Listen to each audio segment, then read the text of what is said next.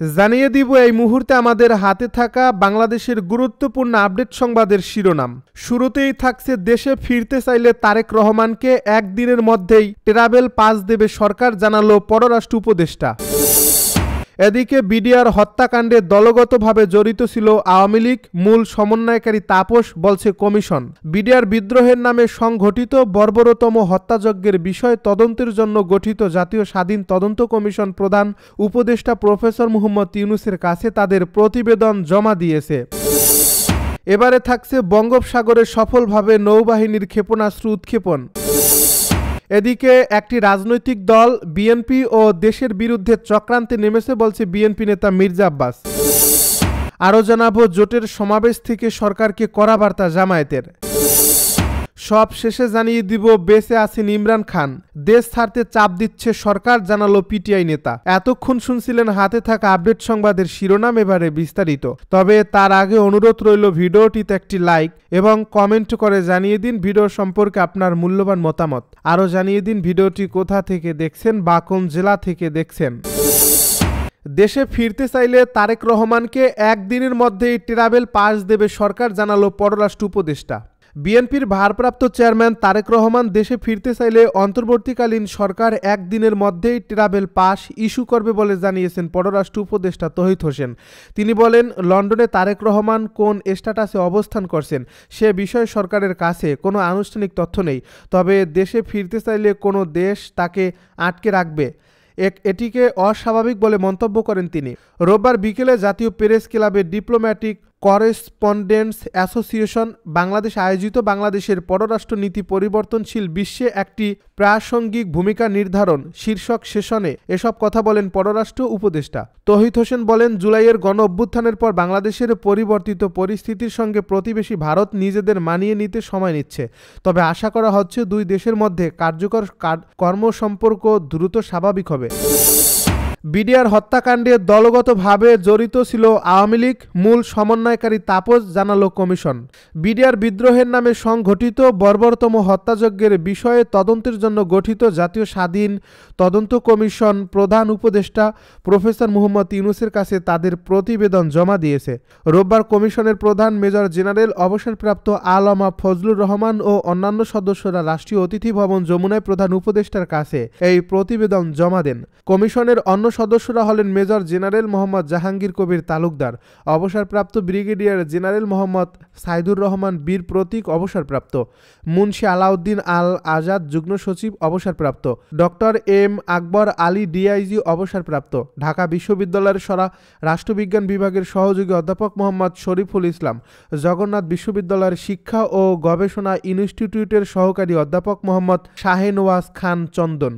এ সময় প্রধান উপদেষ্টা বলেন, বিডিআর হত্যাকাণ্ডের ঘটনায় জাতি দীর্ঘদিন ধরে অন্ধকারে ছিল। আপনারা সত্য উদ্ঘাটনে যে ভূমিকা রেখেছেন জাতি তা স্মরণে রাখবে। জাতির পক্ষ থেকে আপনাদের প্রতি ধন্যবাদ জানাচ্ছি। বঙ্গোপসাগরে সফলভাবে নৌবাহিনীর ক্ষেপণাস্ত্র উৎক্ষেপণ। বঙ্গোপসাগরে সফল ক্ষেপণাস্ত্র উৎক্ষেপণের মধ্য দিয়ে বাংলাদেশ নৌবাহিনীর বার্ষিক সমুদ্র মহড়া 2025 শেষ হয়েছে। রোববার এ মহড়া শেষ হয়েছে বলে জানায় আন্তঃবাহিনী জনসংযোগ পরিদপ্তর। আইএসপিআর জানায়, নৌবাহিনীর প্রধান অ্যাডমিরাল এম নাজমুল হাসানের আমন্ত্রণে বাংলাদেশ স্বরাষ্ট্র উপদেষ্টা, আইন, বিচার ও সংসদ বিষয়ক উপদেষ্টা, বন ও জলবায়ু পরিবর্তন মন্ত্রণালয় এবং পানি সম্পদ মন্ত্রণালয়ের উপদেষ্টা এবং গৃহায়ন ও গণপূর্ত মন্ত্রণালয়ের উপদেষ্টা বানৌজা খালিদ বিন ওয়ালিদ থেকে সমাপনী দিবসের মহড়া প্রত্যক্ষ করেন। এছাড়াও নৌবাহিনীর এই মহড়ায় অন্যান্য উচ্চপদস্থ সামরিক ও আধা সামরিক কর্মকর্তারা উপস্থিত ছিলেন। 5 দিনব্যাপী আয়োজিত এ মহড়ায় বাংলাদেশ নৌবাহিনীর frigate, corvette, OPV, mine super, petrol craft, missile boat সহ উল্লেখযোগ্য সংখ্যক জাহাজ এবং নৌবাহিনীর মেরিটাইম পেট্রোল এয়ারক্রাফট, হেলিকপ্টার এবং বিশেষায়িত ফোর্স সোয়ার্টস প্রত্যক্ষভাবে অংশগ্রহণ করে। একটি রাজনৈতিক দল বিএনপি ও দেশের বিরুদ্ধে চক্রান্তে নেমেছে, বলছে বিএনপি নেতা মির্জা আব্বাস। বিএনপির স্থায়ী কমিটির সদস্য মির্জা আব্বাস বলেছেন, একটি রাজনৈতিক দল বিএনপি তথা দেশের বিরুদ্ধে চক্রান্তে নেমেছে। তারা দেশি বিদেশি মদতপুষ্ট হয়ে এ দেশের মানুষকে একটি অনিশ্চিত ভবিষ্যতের দিকে ঠেলে দেওয়ার চেষ্টা করছে। ধর্মীয়ভাবে দেশের মানুষকে বিভ্রান্ত করার চেষ্টা করছে। আমাদের মা বোনদের বিভ্রান্ত করার চেষ্টা করছে। রোববার রাজধানীর নয়াপল্টনে একটি কমিউনিটি সেন্টারে বিএনপি চেয়ারপারসন বেগম খালেদা জিয়ার আরোগ্য কামনায় দোয়া মাহফিলে তিনি এসব কথা বলেন। বিএনপি নেতা মির্জা আব্বাস বলেন, আমাদের নেতা শহীদ রাষ্ট্রপতি জিয়াউর রহমান যদি বহুদলীয় গণতন্ত্রের প্রবর্তন না করতেন আর দেশনেত্রী বেগম খালেদা জিয়া যদি সেই গণতন্ত্রকে লালন না করতেন তাহলে আজকের মতো নির্বাচনের সম্ভাবনা কখনই হতো না। তিনি বলেন, শেখ হাসিনা এদেশের মানুষকে 1 মিনিটের জন্য শান্তিতে থাকতে দেননি। গত 17 বছরে বেগম খালেদা জিয়ার নেতৃত্বে, আমাদের নেতা তারেক রহমানের নেতৃত্বে আমরা যে আন্দোলন করেছি সেই আন্দোলনের সুফল দেশের মানুষের কাছে পৌঁছে দিয়েছি। আমরা ভোটের অধিকার আদায় করছি।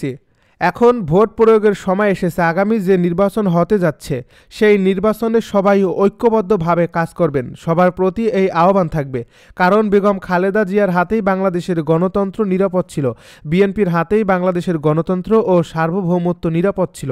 মির্জা আব্বাস বলেন, আমার নেত্রী যে গণতন্ত্রের স্বাধীনতা দিয়েছিল সেই গণতন্ত্রকে অপব্যবহার করে আওয়ামী লীগ গত 17 বছর দুঃশাসন চালিয়েছে। এখন যখন আবারও আমরা গণতন্ত্রের স্বাদ পেতে শুরু করেছি, ঠিক সেই সময় আরেকটি রাজনৈতিক দল বিএনপির বিরুদ্ধে তথা দেশের বিরুদ্ধে চক্রান্তে লিপ্ত হয়েছে।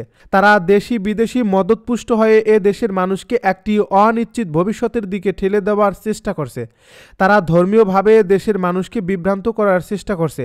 তারা আমাদের মা বোনদের বিভ্রান্ত করার চেষ্টা করছে, এ প্রসঙ্গে যোগ করেন তিনি। জোটের সমাবেশ থেকে সরকারকে কড়া বার্তা জামায়াতের। বাংলাদেশ জামায়াত ইসলামীর নেতৃত্বে সমমানা 8টি দলের প্রথম বিভাগীয় সমাবেশ হয়েছে। রোববার বিকালে রাজশাহীর ঐতিহাসিক মাদ্রাসা ময়দানে এই সমাবেশ হয়। সমাবেশ থেকে গণভোটের তারিখ নিয়ে অন্তর্বর্তীকালীন সরকারের উদ্দেশ্যে করা বার্তা দিয়েছেন জামায়াত সহ 8 সমমানা দলের নেতারা। জাতীয় নির্বাচনের আগে গণভোট, পিআর পদ্ধতিতে নির্বাচন এবং জাতীয় পার্টি সহ কার্যক্রম নিষিদ্ধ, আওয়ামী লীগের শরিক 14 দলকে নিষিদ্ধ করা ও 5 দফা দাবিতে এ সমাবেশের আয়োজন করা হয়। পর্যায়ক্রমে দেশের সব বিভাগীয় শহরেই এই সমাবেশ হবে।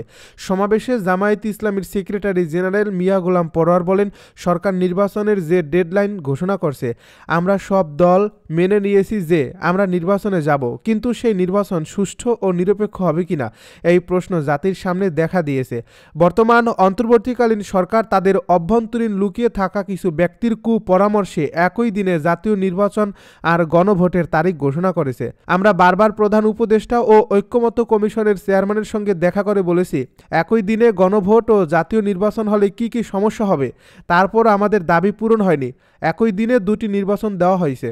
অন্তর্বর্তীকালীন সরকারের উদ্দেশ্যে করা বার্তা দিয়ে মিয়া গোলাম পরোয়ার বলেন, আমরা সরকারকে কোনো সংকটে ফেলতে চাই না। নিয়মতান্ত্রিক আন্দোলনে আপনাদেরকে বারবার বলে যাচ্ছি, সুযোগ আছে, জাতীয় নির্বাচনের আগে গণভোটের তারিখ পরিবর্তন করুন। কোনো চক্রান্ত করে এই জনগণের ম্যান্ডেটকে নষ্ট করা যাবে না। জুলাই সনদের ভিত্তিতে গণভোট হবে, তারপর একটা পার্লামেন্ট হবে। এখানে আর কোনো ষড়যন্ত্র বাংলার মানুষ মেনে নেবে না। সরকারকে বলবো, এই গ্যাজেটকে পরিবর্তন করুন, জাতীয় নির্বাচনের আগে গণভোট দিন। বিএনপির দিকে ইঙ্গিত করে জামায়াতের এই নেতা বলেন, একটি দল অনেক গুরুত্বপূর্ণ ব্যাপারে নোট অফ ডিসেন্ট দিয়ে এই সংস্কারের বিরোধিতা করেছিল। এখন জনতার সম্মতির কাছে তারা নিরুপায় হয়েছে। এখনও ষড়যন্ত্র করছে কি করে ভোটটা পেছানো যায়, কি করে গণভোট ও জাতীয় নির্বাচন একই দিনে করা যায়, কি করে সংস্কারের সব বিষয় বানচাল করা যায়। বেঁচে আছেন ইমরান খান, দেশ ছাড়তে চাপ দিচ্ছে সরকার, জানালো পিটিআই নেতা। ইমরান খানের মৃত্যুর গুজব অস্বীকার করে পাকিস্তান তেহরিকি ইনসাফের সিনেটর খুররম জিশান বলেছেন, প্রাক্তন প্রধানমন্ত্রী বেঁচে আছেন এবং বর্তমানে আদিয়ালা কারাগারে বন্দী আছেন। শনিবার পাকিস্তান থেকে ভারতের সংবাদ মাধ্যম এনআইকে সিনেটর বলেন, পাকিস্তান ত্যাগের জন্য চাপ দেওয়ার কৌশল হিসেবে ইমরান খানকে আইসোলেশনে রাখা হচ্ছে। খুররম জিশান বলেন, সরকার ইমরান খানের জনপ্রিয়তা দেখে ভীতু এবং শঙ্কিত। এই কারণে তারা তার কোনো ছবি বা ভিডিও প্রকাশ করতে দিচ্ছে না। এই সপ্তাহের শুরুতে আফগানিস্তান থেকে বেশ কয়েকটি সোশ্যাল মিডিয়ায় গুঞ্জন ছড়ায়, ইমরান খানকে রাওয়ালপিন্ডির কারাগারে হত্যা করা হয়েছে। আদালতের নির্দেশ সত্ত্বেও গত 1 মাস ধরে পাকিস্তানি কর্তৃপক্ষ ইমরানের পরিবারকে তার সঙ্গে দেখা করতে দিচ্ছে না, যার ফলে গুঞ্জনের প্রভাব বেশ জোরালো হয়ে ওঠে। সিনেটর খুররম বলেন, এটা খুবই দুর্ভাগ্যজনক। প্রায় 1 মাস ধরে তাকে আইসোলেশনে রাখা হয়েছে। তার পরিবার, তার আইনজীবী, এমনকি দলের জ্যেষ্ঠ নেতৃত্বকে তার সঙ্গে দেখা করতে দেওয়া হয়নি। এটি মানবাধিকারের সম্পূর্ণ লঙ্ঘন। এটি মানবাধিকারের সম্পূর্ণ লঙ্ঘন। মনে হচ্ছে তারা তাকে জোর করে কিছু একটা করতে চাইছে। গুঞ্জনের অবসান ঘটিয়ে জিশান বলেন, গত কয়েকদিন ধরে আমাদের গ্যারান্টি দেওয়া হয়েছে, আমাদের নিশ্চিত করা হয়েছে তিনি বেঁচে আছেন এবং বর্তমানে আদিয়ালা জেলে বন্দী, তিনি ঠিক আছেন। ইমরান খানের সঙ্গে পাকিস্তান সরকার কী ধরনের চুক্তি করতে চাইছে জানতে চাইলে সিনেটর বলেন, তাকে দেশ ছেড়ে চলে গিয়ে চুপ থাকতে বলা হয়েছে। তিনি বলেন, সরকার ইমরান খানের সঙ্গে একটি চুক্তি করার চেষ্টা করছে, দেশ ছেড়ে চলে যেতে বলছে।